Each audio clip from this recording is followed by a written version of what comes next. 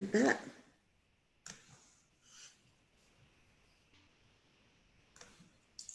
Good morning, everyone, and welcome to the Monday Morning Message. This is our COVID-19 weekly political update. I'm VR Small. I am the founder and CEO for the Veteran Women's Enterprise Center.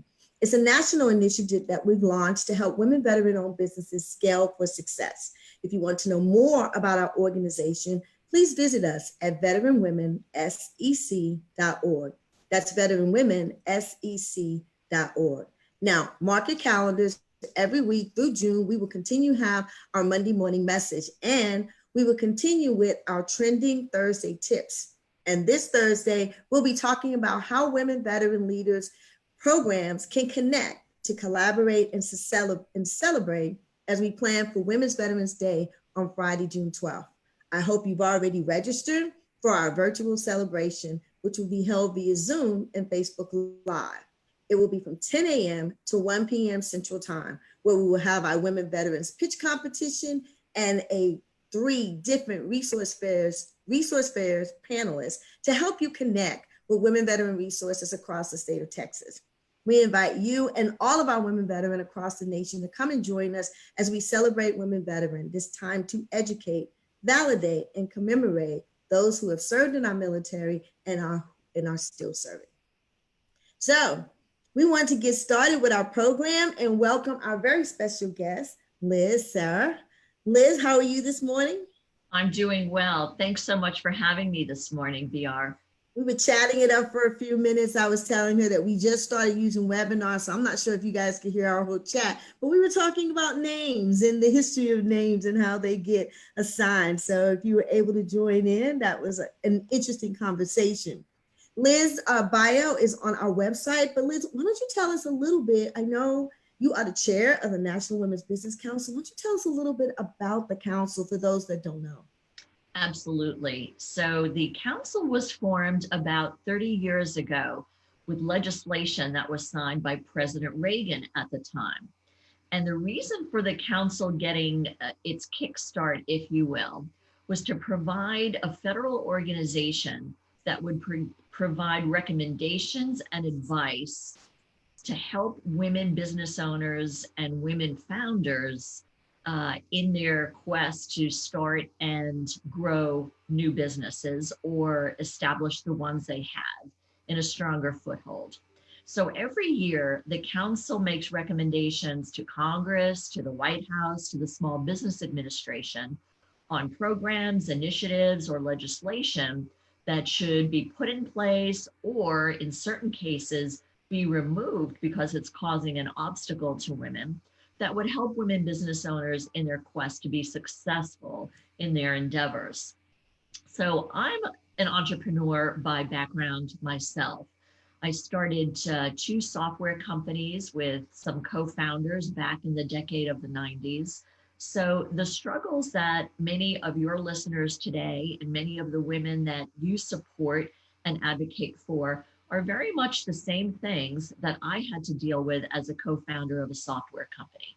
Raising capital, finding talented workforce to fill the openings on our staff, forging alliances with other companies, and essentially growing the business and getting new revenue and supporting our customers in the best fashion that we can to stay competitive and really to increase our footprint.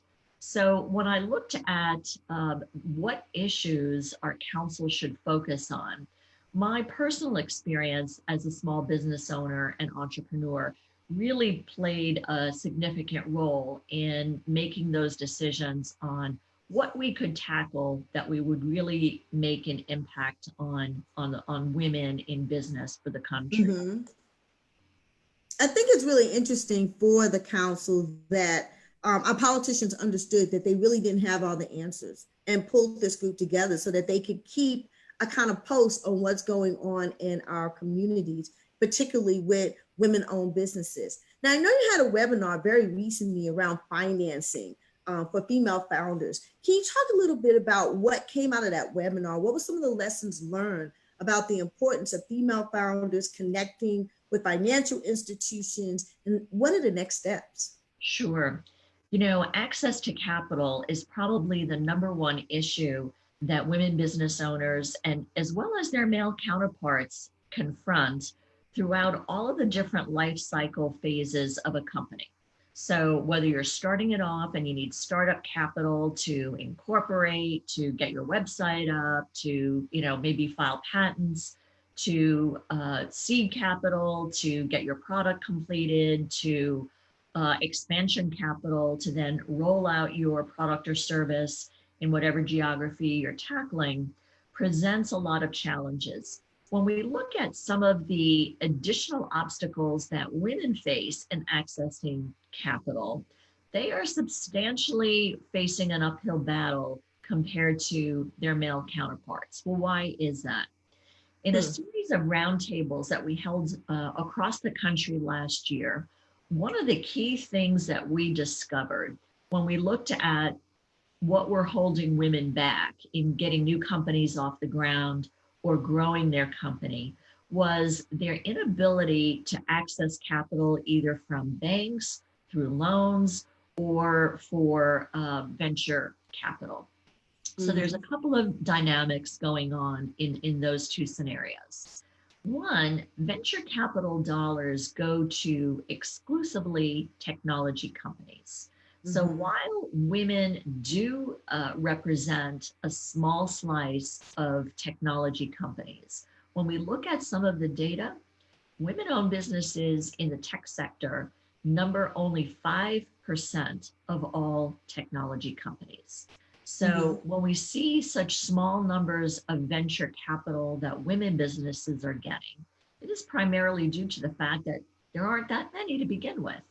So if we want women to start becoming represented at the venture capital tables, then they need to start companies that venture capitalists like to invest in. And in examining the kinds of companies that women start, uncovered a tremendous data set that I think will be very surprising to most of your listeners today.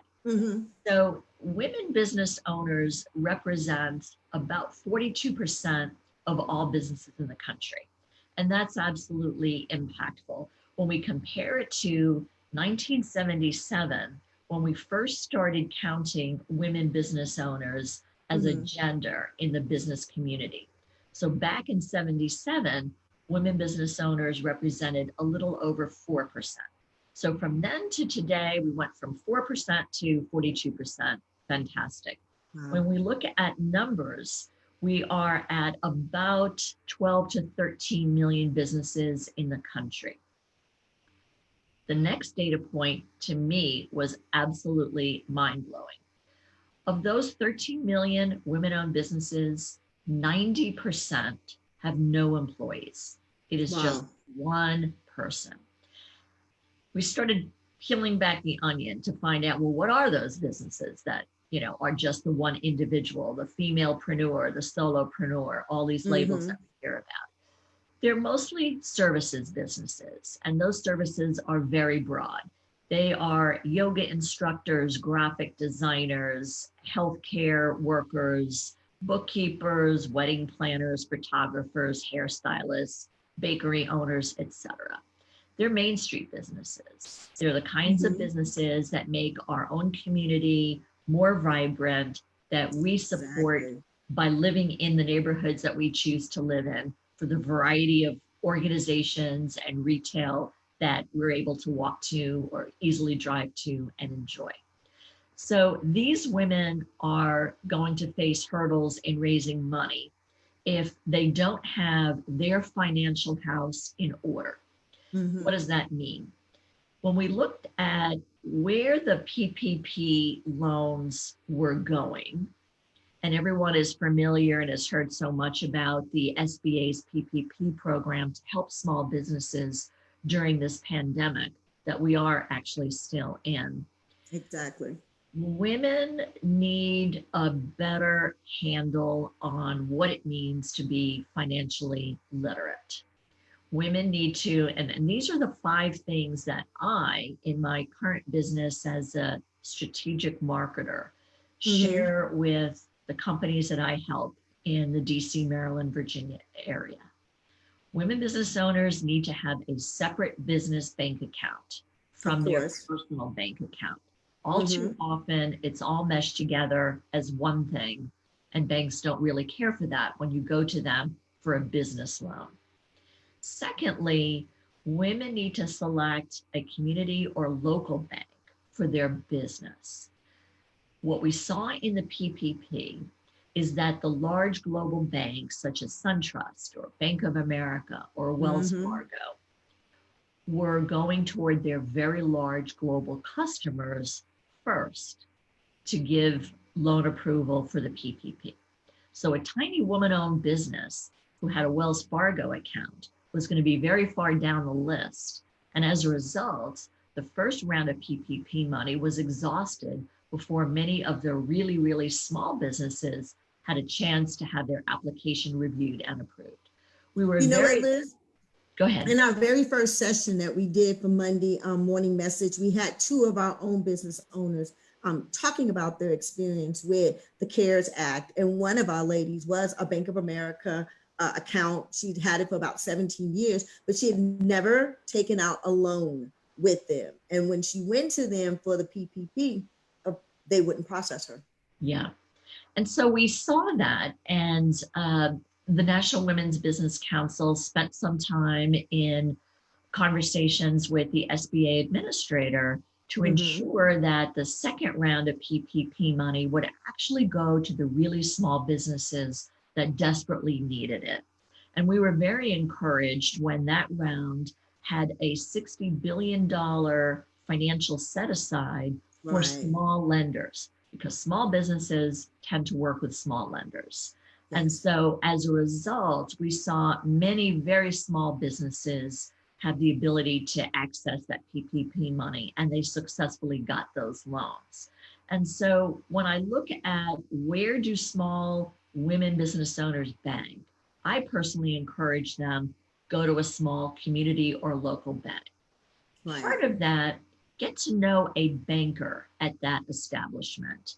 Share with them what is your current business requirements, what is your revenue, what are your expenses, what do you think your business will look like in a year from now.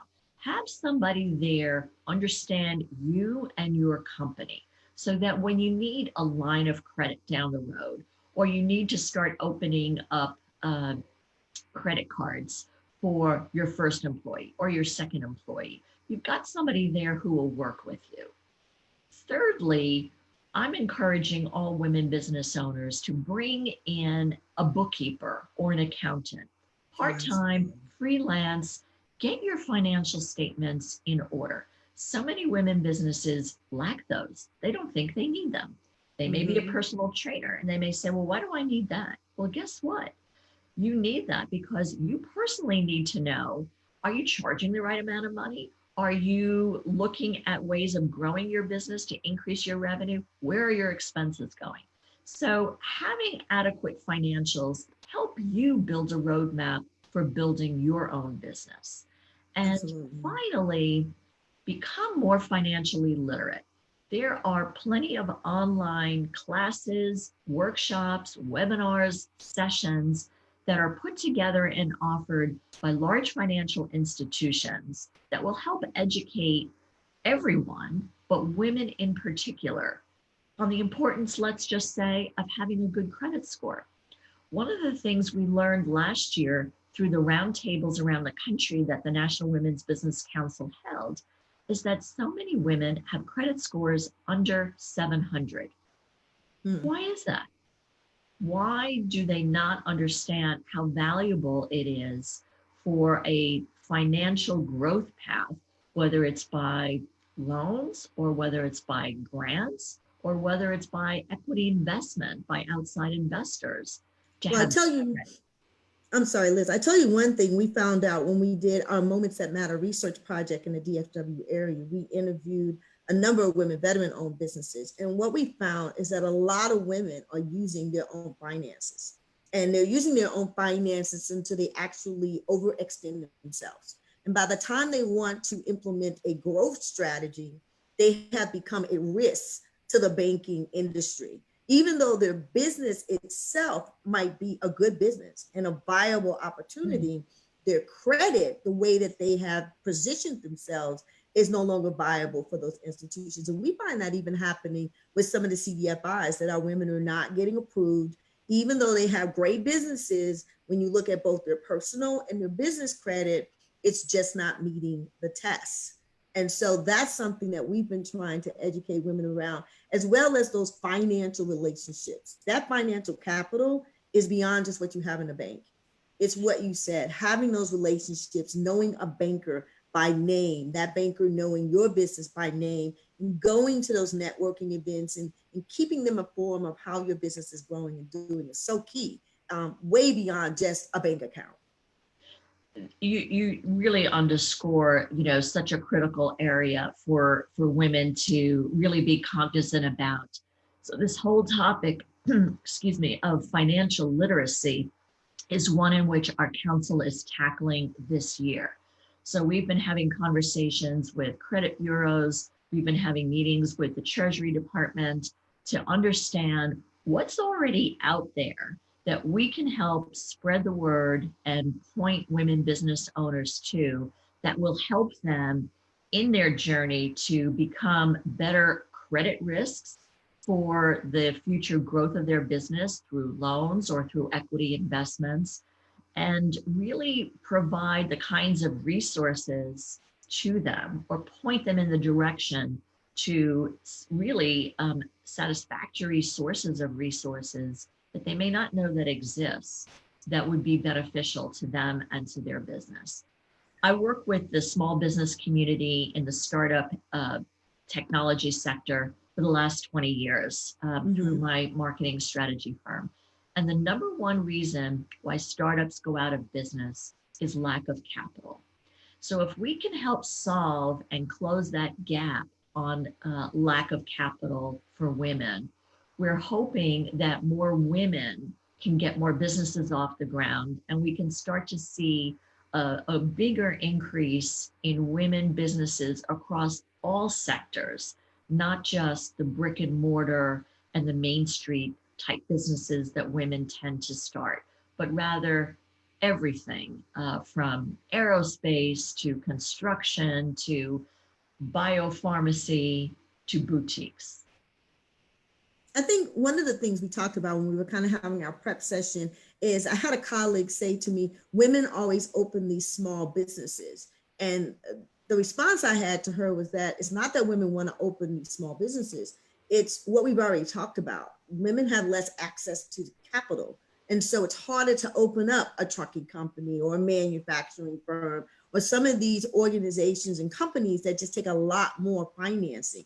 How do we give women and position them to take advantage of these opportunities and make sure that they can get the financing so they can open some of these more more of these businesses that require finances, but also be more diverse in what they're opening? Because one of the things we heard from the women is, I want to have my own business. I'm going to do what I can. So maybe it is a hair salon, or maybe it is a bakery or something smaller, because that's what they can do, because they're not getting the support to do what they really want to do. How can we help? What can we do? Or what is the National Women's Business Council doing? So that really begins to touch on the second initiative that we are focused on, which is encouraging more women to start businesses in STEM-related fields: science, technology, engineering, manufacturing, architecture, chemistry, etc. And what we've learned, again, through the roundtables that we held all last year, and now that we've moved into a virtual business mode, we're doing those roundtables online. But what we hear from women, particularly younger women that might be at the college level or even in the K2 through 12 stages, is we need more role models of women who are in these STEM-related fields that might not have backgrounds in those STEM careers to begin with. So for example, I like to point to myself as a technology co-founder. So for my entire career up till my current strategy firm, I've worked in software companies as well as starting two of them. I have no degree in computer science. I don't know anything about computer science. I have a degree in business. I have a degree in English. But what I brought to the table as a co-founder of a software company is experience and knowledge of business and sales and marketing. So I'm the one that figured out, what do we price this product as? What should this product look like? What should be in it? What should the features be? Who should our audience be? How would we get in front of that audience? What's our go-to-market strategy? And those are the things that every successful business needs. Yes. So you might be interested in some type of pharmaceutical that makes water clean in a developing country in a much more productive or cost-effective way than what is in place today. But it doesn't mean that you have to have a degree in chemistry or bioengineering. You need to understand, what are you good at? It could be business, it could be finance, it could be law, it could be any of a million things that are part of what makes any company successful. So we need more women that are involved at the C-level in STEM-related companies to come forward as role models, because women tend to be harder on themselves than their male counterparts. Yes. If there are 10 criteria for doing business in a particular industry or sector, and a woman sees herself as having 9 of those 10, she's hesitant to do it because she said, well, I don't have number 4. I've got everything else. Whereas a guy will look at that list of 10, he may only have 2 of those criteria. And he's like, yeah, I'm ready to go. I've got 2 out of the 10. What's the matter with us? We are far equally qualified, in many cases, even more qualified. We need to take that risk. And the way we're going to take that risk is by encouraging girls at the grammar school level that if you have entrepreneurial interests and leanings, you can do anything that you want to do. You don't have to just do something that you know, which is baking cupcakes or doing nails or hair. Look, we love those brick and mortar stores. We all support them. We need them, and they play an important part in our neighborhood and our community. But if that isn't what really gets you excited, then look at the role models that we've got. And we're trying to encourage more women to be role models. And we're trying to encourage organizations that have mentors in place to work with startups, to make sure that their mentor network is very diverse, not just in terms of gender, but also in terms of the kinds of companies that those founders represent that are willing to help startups. I think that's an excellent comment. And one of the things that we do at the Veteran Women's Enterprise Center, I think there's some opportunities to collaborate, is teaming. I may not have all of the skills, but someone else I know does have the skills. So maybe she has experience in drones, but no experience in marketing or how to set up a business. Where this person over here is a business consultant and they can do the marketing. And we have another young lady in the room who's a graphic artist who can really design and present what we're trying to do. But I find that the guys can meet over beer and the next day they're working on a contract together. And it takes us so much longer to connect and be comfortable with each other. We've got to find a way to get beyond that and find ways to collaborate, because most of these contracts are not a one-woman show. They're a collaboration. And so we're going to need other people on our team. How do we begin to work together to really get that message out more? And how do we work to bring more women to the table? I think what you're saying about mentors, that's so important. How many women do we have at that senior level that we can start having those round tables? That I started a tech company. I started an agriculture company. I'm in manufacturing of parts for an automotive, for the automotive industry, but that's not what I do. What I saw was a problem. And in solving that problem, I brought together the right team. And then how did I do that? Because sometimes that seems so daunting. How do I find the people who can help me build this software program? Because I'm not a software analyst. I think we are at a place today in the business community where there are more resources available for startups than we ever had. Mm-hmm. When I started my first software company, it was the early 1990s. there were no incubators, there were no accelerators, there were no angel networks, there was no money available other than Silicon Valley venture capital firms. There were no support systems. Today, we've got a plethora of organizations that are in place to help startups get off the ground and get to the next level. Founders Institute, for example, is a global organization with chapters around the country that offer programs to help people take their idea and bring it to the next set of steps. So that at the end of this 14-week program, you know what you have to do to push the button and your company is ready to get going. It's come from your head to paper to almost dimensional realization. Small Business Administration has offices around the country. Absolutely. They have mentors, they've got free support, they've got everything you could possibly need to start your small business. There's a series of women's business centers. This is an organization that was started and signed into legislation at the very same time that the National Women's Business Council was founded. So women's business centers number about 150. They're in just about every single state, and some states have several. And any woman who has an entrepreneurial idea can walk into one of those business centers and get free help and free support.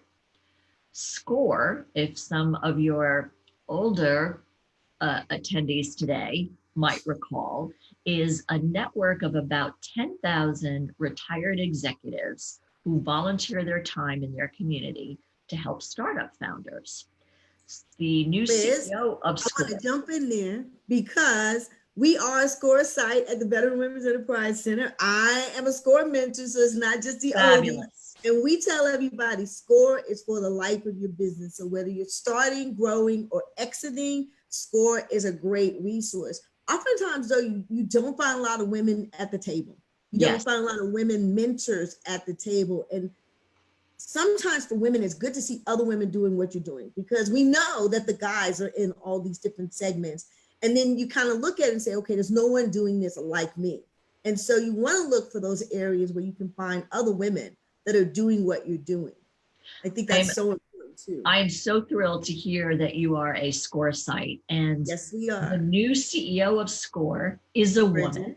Yes. I recently had a very lengthy conversation with her, and she assured me that one of her mandates is to diversify that SCORE network every year and make sure that there are more women involved and women of all ethnic backgrounds as mentors, because we know, to your point, how important that is for a woman that wants to start a company that is not your typical brick and mortar, to see potential mentors of women before her who have done it. Very, very important. Yes.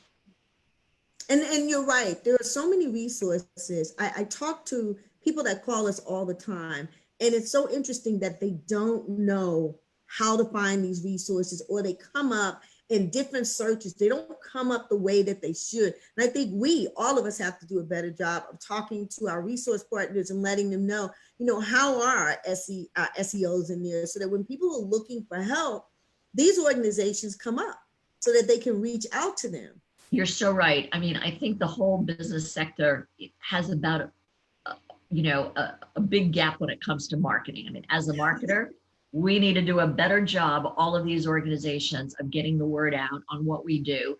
And organizations like yours that are doing these Monday morning messages and other webinars and inviting organizations like the NWBC to talk about what we are working on, I think plays a really critical role. And I really applaud you and thank you for having me today, so that at least to your audience, they get to hear about what NWBC is about and why it's important for us to keep our finger on the pulse of women entrepreneurs around the country. Because the more we can understand what's holding you back, the better the set of recommendations will be that we make to Congress or to the Small Business Administration on things they can do better. And they look to us for that feedback. So we have a ready and willing set of ears that wants to know what can they do better. And we want to be able to bring the best advice to their respective table.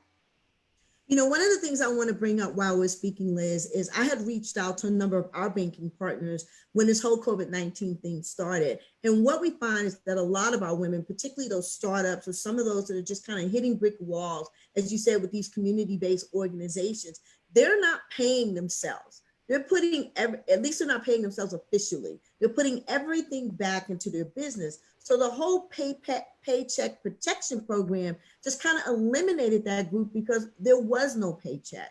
And so then how do we begin to look at some of our smaller community-based businesses and make sure that they're able to get resources? Because it's not bad that you're reinvesting in your business, but it is bad that you're not paying yourself in any kind of constructive way so you can go back and show. We've started recommending to our women that even if you just pay yourself $150 a month, and you turn around and give it back to your business, you need to establish that there is a paycheck coming to the owner of that company. Do you guys have any recommendations, or have you had any discussions around this group and how to better serve them?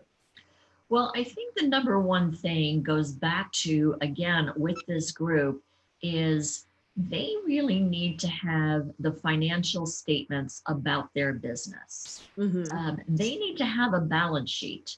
Every business needs to look at your monthly income statements. How much money is coming in revenue, but how much money is going out the door in expenses? Exactly. And not until you have that on a piece of paper that you can look at and hold in one hand and say, am I making money doing this? Does this even make sense for me to do? If you don't have that, how do you know that the things you're spending money on are really going to go back and deliver future revenue? Are you doing the right set of things to grow your business? And so I think having financial statements is part of that overall umbrella of being financially literate. Because at the end of the day, running a business is about being profitable. If you can't be profitable, what's the point? Now, many businesses go through highs and lows, and we're in a period today where, unfortunately, many people who are running small businesses may not exit out the other end in a positive way. You know, this closure for the period of time that we've had to endure might be more than some businesses can survive. We hope that isn't the case. And we really encourage everyone in our country to really support your local small businesses, because they are the character of where you've chosen to live, and they desperately need your help.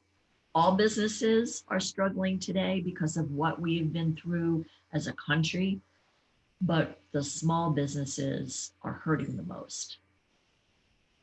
I think one of the other things that would be good to talk about, are there any, well, number one, you guys have your public hearing tomorrow. So do you want to give us a little bit of insight into what's going on, or better yet, tell everyone why they should sign up to make sure that they're there to hear what's going on with the National Women's Business Council and the various Absolutely. committees? So a couple times a year, the National Women's Business Council has to do a public meeting to share with all interested business partners and participants what the issues are that we're working on, and what some of the policy areas within those issues we're looking to address.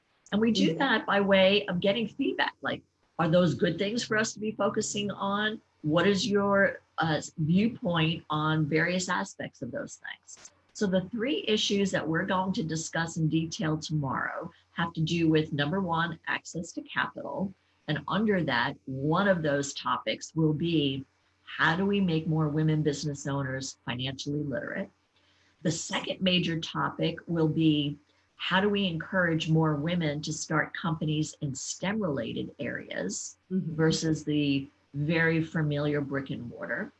And then the third area is, how do we help women starting businesses in rural communities? And those are our three major pillars. And within each of those, we've got a series of specific recommendations that we're in the process of formulating. We don't have all of those ready at the moment because we're still Right. looking for feedback and additional input. So we invite anyone who would be interested in hearing what we're doing in those three areas to go to the NWBC website. It's nwbc.gov, and sign up to attend so that we can send you the link and you can, virtually join us in this session tomorrow.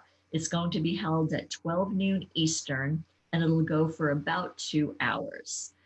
Our NWBC Council will be part of that call, and various council members will be presenting what we're working on in each of those three areas. So our council is made up of women business owners as well as women presidents of women organizations. So for example, we've got 8 women business owners, and because we're a nonpartisan federal organization, half of those women business owners are of the Republican Party and the other half is of the Democratic Party, because we are looking at what are the things we can do to help women regardless of political affiliation. Absolutely. And I have to say that in many of the meetings that our staff has set up on Capitol Hill, as well as with representatives of SBA and the White House, helping small businesses is the number one totally non-controversial issue that there is in the country right now. That is awesome news. Everyone wants to help the small business owner. So I feel very honored and very thrilled that the work that we're doing and continue to do is getting a great audience from our lawmakers and our elected officials, that we are going to make a huge impact. And we're very excited when we have a large turnout, because more people hearing what we're doing delivers more feedback, delivers a better pointed message, and a better structured recommendation.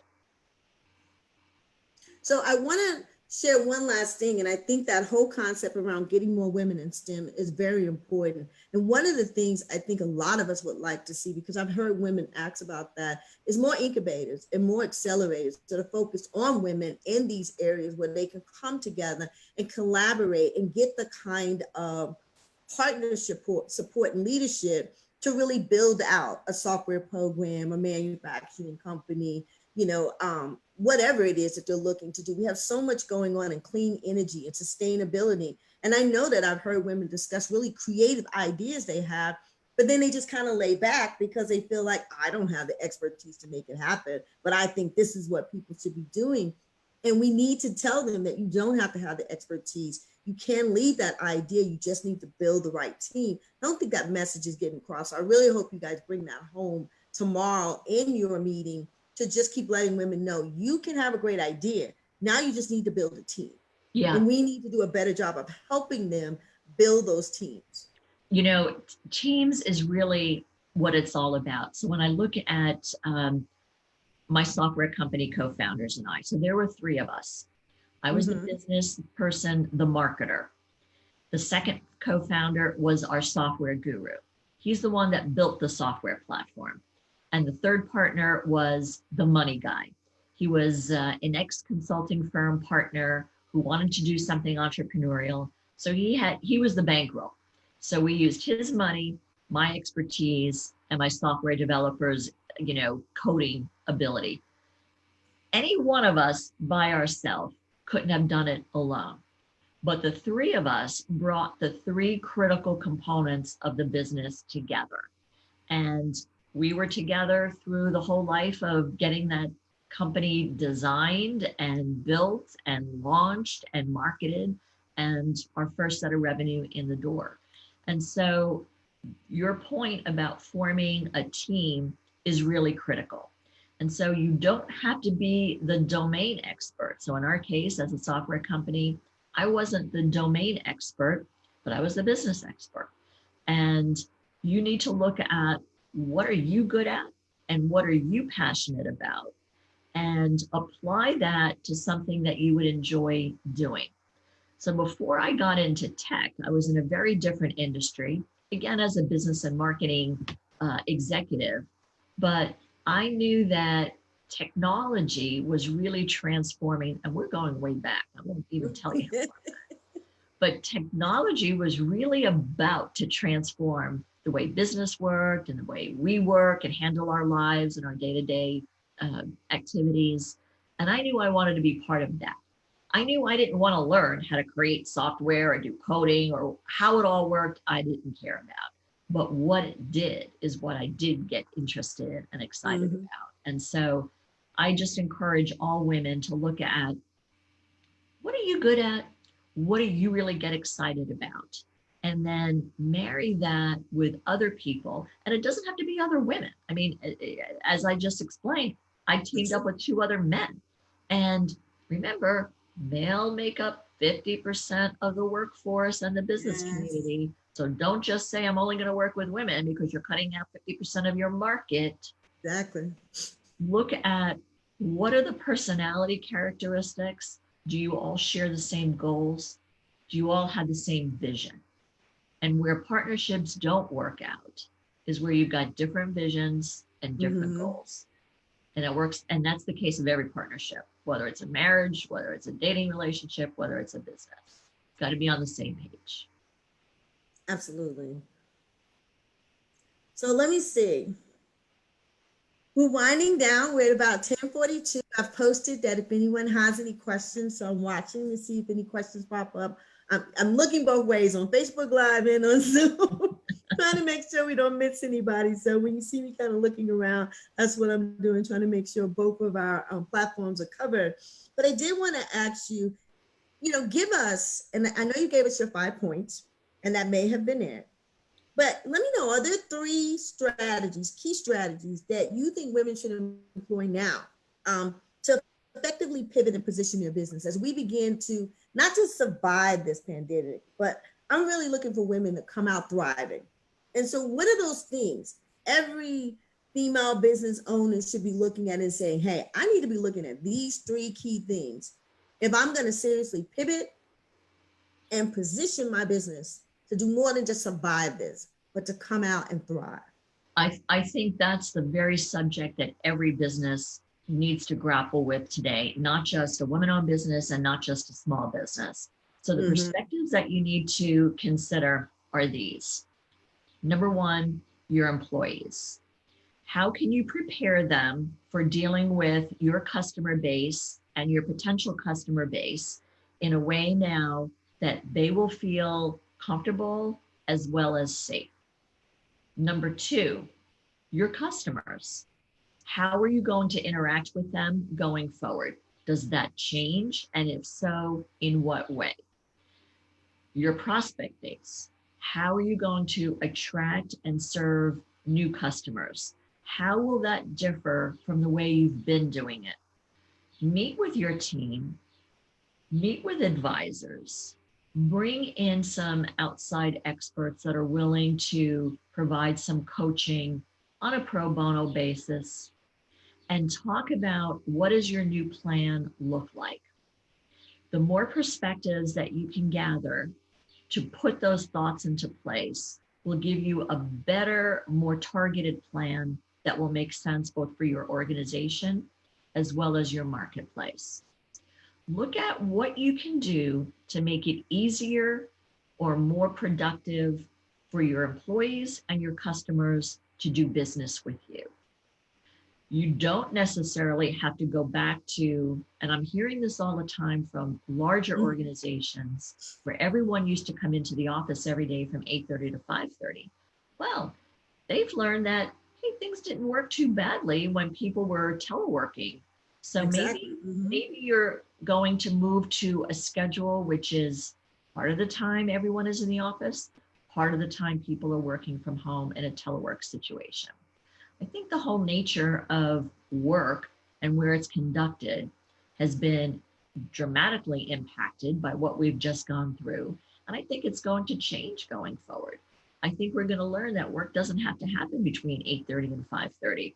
Right. In the technology sector, my whole career, and especially in working with tech companies for the last 20 years, we've been virtual for 20 years.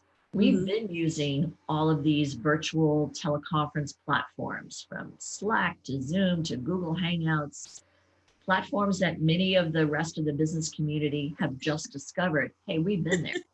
We work around the clock because we've got teams of people that are offshore in the Philippines, in, Russia, in India. So we're used to knowing that at 2 o'clock in the morning, we're going to get an email because our development team has a question about X, Y, or Z.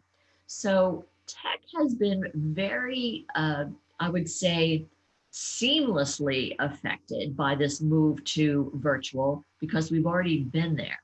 But as other industry sectors are moving into that space, I think it's going to impact for the better the way business is conducted.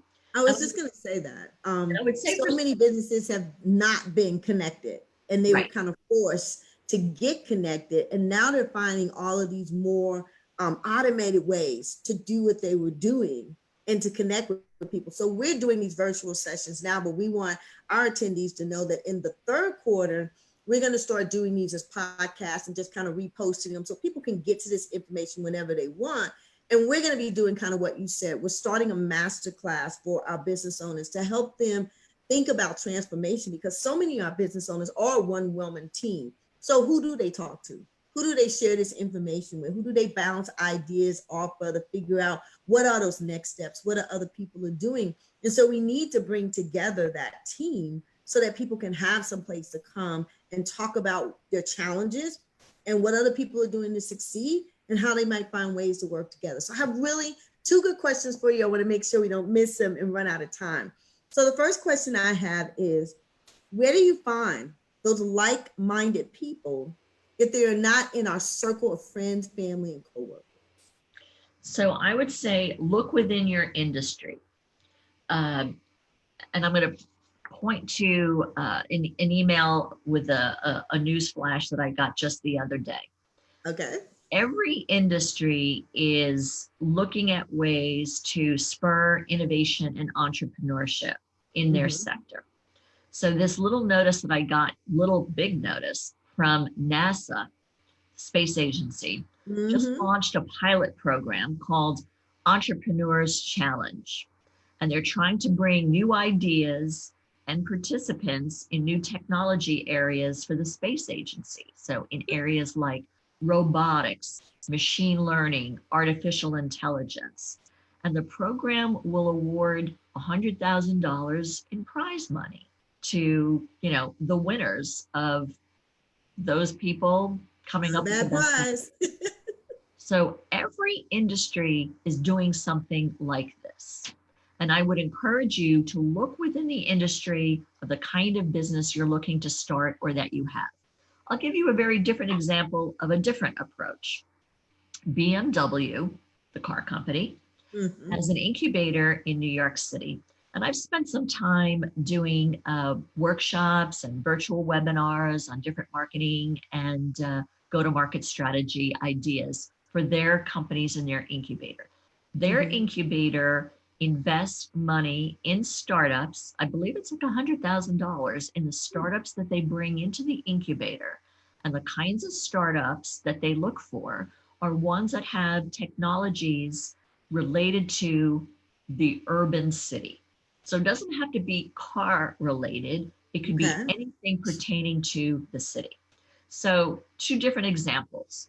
A large global organization, BMW, doing an incubator to spur innovation and entrepreneurship of technologies that will be relevant to the city and transportation. And then NASA, the space agency, looking for technology and ideas related to robotics and artificial intelligence and things that could be components of their mission, award programs. There are lots of grants, there are lots of prizes in every industry for great ideas. The way to find out about it, get online and do some research. I was just about to ask you that question. It was like, I didn't hear about the IBM programs. Like, you just got to get online and continue to do that research and dig deeper, because I always find things coming up about women's programs and groups that are doing women thing. And I've never heard of them. And then as you dig deeper, they're actually doing good work, but it's just not something that's televised or that's well known. Right. So we have a second question here. Can you discuss what are the needs in rural areas that have been identified already for potential opportunities? Well, the challenges that we're tackling in rural areas are the things that are slowing women business owners down. One is access to rural broadband. So lots of women entrepreneurs tend to have what I'll call maker businesses: homemade artwork, homemade jewelry, homemade pottery, maker stuff. And that stuff is sold on Etsy for the most part. Well, unless you've got good internet access, if you're running a business that is 100% virtual online on sites like Etsy, it's not going to be easy to do business with you if your customers can't get to the images quickly enough, and you don't have an easy ability to populate your site to show the next round of your new creations. So rural access to broadband has been a long-standing issue that we're tackling, and we're looking at ways and paths where we can get the public sector as well as the private sector together. The second challenge in rural areas is childcare access. And so we've been hearing through our roundtables that there aren't enough childcare centers or solutions for women that are close enough by. Again, the biggest challenge that rural women entrepreneurs face is distance. When we held some roundtables outside Des Moines, Iowa, and in Nampe, Idaho, tiny little town, women were driving an hour and a half just to come to our session. So we were thrilled to have them there, but we also at the same time realized they can't take 3 hours out of a day once a week to go to a networking session, Right. because they need that time to run their business and grow their business. So we're looking at what other organizations that might be government organizations can we get into the mix that will help women in rural communities.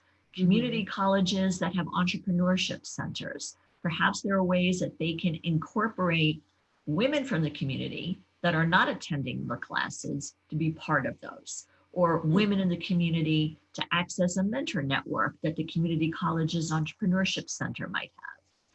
The local economic development offices that every county around the country has might be a source of mentors. And since it's at the county level, it might be a closer geographic distance from where that woman has her business. SBA has regional offices, but how can we get more women's business centers into those rural communities? So we were very excited over the last year that some of our recommendations for loosening up the requirements to put a women's business center in place were relaxed and enabled more women's business centers to be opened in rural areas. So it's a marriage of a lot of current organizations that are out there to maybe don't concentrate your resources in the big cities because there's so much there already. And we've even made recommendations to SBA is don't put all the resources in DC and Chicago and Dallas. We need to get some of those in the more rural parts of the country too.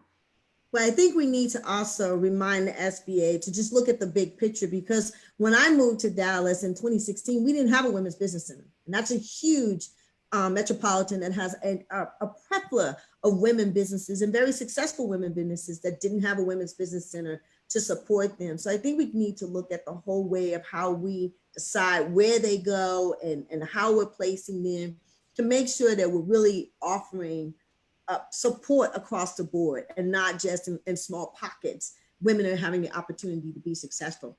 And I just want to clarify, because her question was around potential opportunities. We talked more about challenges. So are there any potential opportunities that you know of? Have we looked more at how can we help those women in the rural communities that are trying to get things done already? Well, I would say it depends what your own objectives are.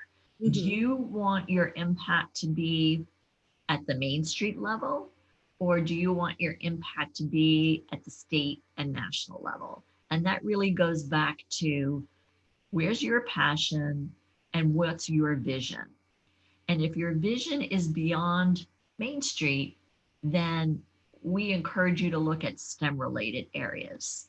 And there are a lot of sources of funding for STEM related companies. So the National Science Foundation has a very large grant program for early stage, idea stage companies, lots of money. So I've worked with many Baltimore area companies to help them put their applications together to get funding from the NSF to help build their products and get them in the market. So there's two phases of those small business innovation research grants Mm-hmm. that could total up to $750,000. Well, that's a Wow. lot of money. And you're not taking equity away from you to give to an investor. This is a grant. And it's a way for you to get a business in a technical area done and launched. So go to the National Science Foundation website. They make it very easy initially. You submit a 3-page executive summary, and they'll let you know whether this idea is in the realm of what they like to fund. And if it's not, okay. Look at things like NASA. Look at pitch competitions that are being held around the country and Well, just about absolutely. every industry for a way to get some early stage or seed money to get your business off the ground. And look at incubators. So many incubators that are funded by counties or state will offer some initial investment money into your company. Mm-hmm. Private incubators will often do the same thing through an angel investor network that works in conjunction with that incubator. So do some research on whether there are incubators in your area. And in many cases, incubators could also be subject area specific. So they could be incubators for technology only, or they could, just like the BMW is an incubator for smart city type technologies. Healthcare. We have wildcatters and healthcare innovators. So yeah, that you have to do your research and find the right match, because just because it's an accelerator or an incubator for small businesses, they are usually focused on a specific area or an industry. I did want to tap in. I don't see another question on either one of the platform. And I did just want to tap into, we had that quick conversation about manufacturing, and we're going to be launching a manufacturing masterclass in collaboration with SMU. And I wanted to know if you guys had received any feedback about how women are doing in manufacturing, what strategies we're looking at around manufacturing for women, and what our guests here should be thinking, both on Facebook and on Zoom, about how to move into this industry. And if you're in it, how are you pivoting and positioning yourself? Because we know a lot of these companies closed and there were slowdowns and there's all kinds of things going on with logistics. How do we begin to really support this industry? Well, I would look toward the trade organization that represents the manufacturing sector. It's based in Mm-hmm. DC and it's called the National Association of Manufacturing. I Okay. would I would look into whether they have any specific initiatives or programs that are geared to women with the objective to get more women involved in that industry, in that sector, either as entrepreneurs or in the workforce. So a related example is the National Association of Home Builders, Mm-hmm. NAHB. I was invited to their annual convention a year ago and gave a luncheon keynote address to their Women in Construction Policy and Foundation Group, which is part of the umbrella of the home builders. So Mm-hmm. this women's group has been dedicated through their chapters around the country to encouraging more women to start companies in the home building sector. So that's everything from electricians to plumbers to general contractors to carpenters to drywall people to, complete big companies. And I think it's the large trade groups such as these across every industry sector that really is best positioned to help women get into their industry and to support them through job training. I know this women's group, as part of NAHB, does a lot of local level networking, job training, and just, career advice on how do you start an electrical business, or how do you start a drywall business, or whatever it might be. And I think these are the kinds of pathways that women need to utilize. A, first discover them, and then B, get on the train and utilize whatever resources they're making available to help you get your business idea, I guess, better formulated, better directed, maybe more focused, and started. Yeah, I agree with you. And if they don't have something in place as a member, hey, take on a leadership role and say, hey, what are we doing for women? What can we do for women? How can we help women, minorities, veterans, get in this game and be better positioned to be successful? So if you don't have it, don't get distressed. Join the group and take on a leadership role and make it happen. Well, we're at 11:01. I want to respect everybody's time. Liz, can you just tell us one more time about Tuesday's event, where to go, how to get connected, so everyone can possibly make it tomorrow? Absolutely. So go to the NWBC.gov website, sign up for our mailing list. So besides being able to participate tomorrow, we'd love to invite you to our virtual roundtables that will be held from now to the end of the year on each of these three issues: capital, STEM, and rural. We'd love to invite you to our webcast and just keep you informed of the progress that we're making in formulating recommendations. You can join our Twitter. It's at NWBC. You can join us on LinkedIn, as well as our email list. And I invite everyone today to connect with me on LinkedIn, as well as on Twitter. My Twitter handle is at Liz Sara PR. And you can find me on LinkedIn as well. So the more we hear from you, the better we can help you. So I want to thank all of our guests for joining us for Monday Morning Message. I want to thank you, Liz, for a very engaging and enlightening conversation.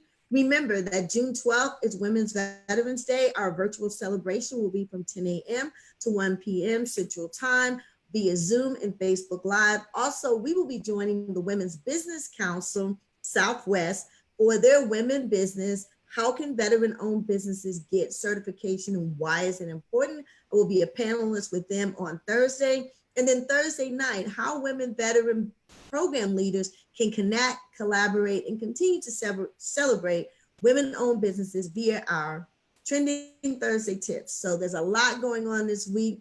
Visit our website if you need to be reminded. Liz, thank you again, and everyone, have an amazing week. Thank you so much, VR. I really enjoyed it, and congratulations to all of you on Veteran Women's Day. Thank you so much. Have a good day. Bye-bye.